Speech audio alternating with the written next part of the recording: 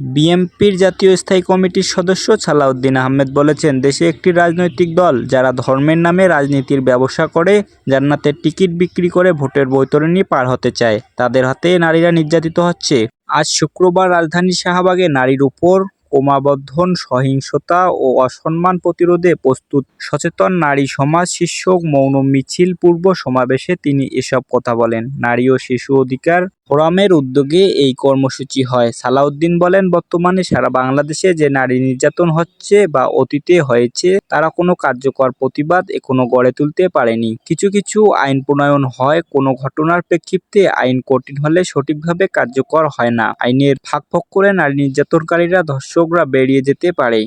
কোনো ক্ষেত্রে আইনের অপব্যবহার করে থাকেন আইনশৃঙ্খলা রক্ষাকারী বাহিনী, সেদিকেও আমরা নজর দেব। সালাউদ্দিন বলেন, দেশে একটি রাজনৈতিক দল যারা ধর্মের নামে রাজনীতির ব্যবসা করে, তারা চায় যেন এদেশের নারীরা অন্দরমহলে বন্দী থাকে। দেশের অর্ধেক জনসমষ্টি অন্ধকারে থাকে, যেন এই দেশে নারীর অগ্রগতি না হয়। সমাবেশ শেষে মুখে কালো কাপড় বেঁধে শাহবাগ থেকে মৌন মিছিল করে নারীরা, যা কেন্দ্রীয় শহীদ মিনারে গিয়ে শেষ হয়।